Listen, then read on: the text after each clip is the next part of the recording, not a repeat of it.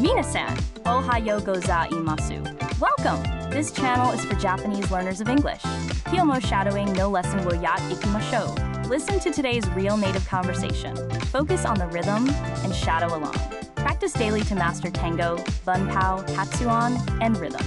Repeat and try again tomorrow if needed. Zeiki. Chenaru no toroku. Wo onegai shimasu. Okay, are you ready? Here we go. So you're in the middle of a project, and your boss asks for an update. Sounds familiar? Oh, yeah. That's pretty much a universal experience, right? Whether you're working on a small task or a massive project, at some point, you got to give a progress report.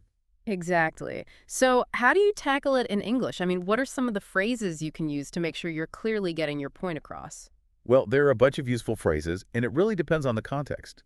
Are you sending an email, giving a presentation, or just having a quick chat with your manager? Good point. Let's start with emails, because that's usually how most of these updates start, right? Definitely.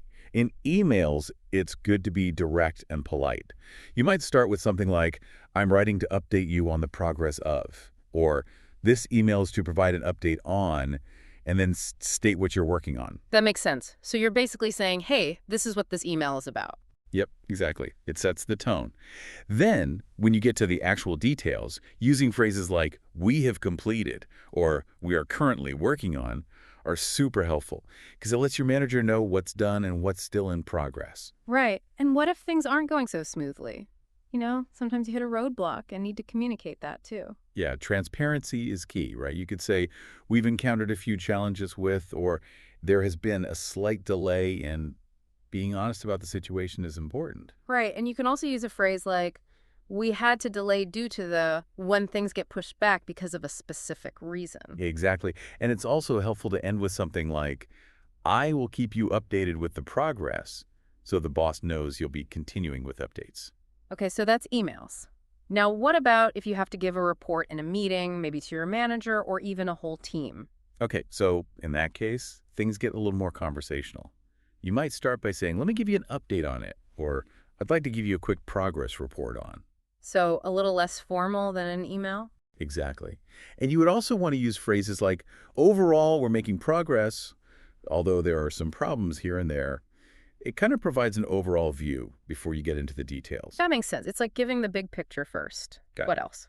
And when talking about what you've accomplished, you can say, we have successfully implemented, or I'm pleased to report that, when sharing good news. And if it's more of a heads-up situation, you might say, there has been a slight delay in, or we've encountered a few challenges with. And I guess for meetings, it's good to signal when you're done talking about one point and moving on to the next. Yeah, absolutely. Something like next up or so moving on to can help with transitions. And to ask for feedback at the end of your update, phrases such as, does anyone have any questions? Or I'd be happy to clarify any points is helpful. Those are some great points. What about those times when things are not so smooth, like a delay or some major issues? Right, so transparency is key.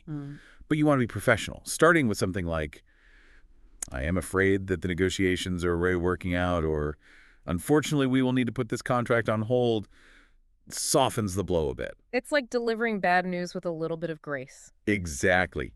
And it's also good to be proactive by adding, we are having technical difficulties with our new machine, and then offering a solution.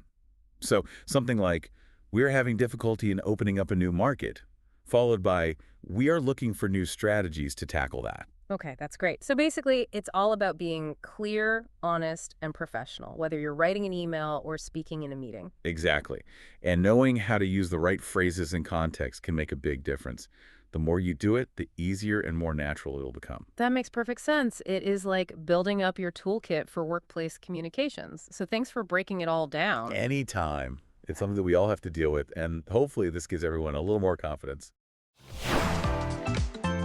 All right, we've finished today's lesson. How did you find it? 理解できない部分はありませんでしたか? Repeat and try again tomorrow if needed. Please let me know your kanso or request in the comments. ぜひチャンネルの登録をお願いします. I look forward to seeing you all again soon. See you next time. Bye bye.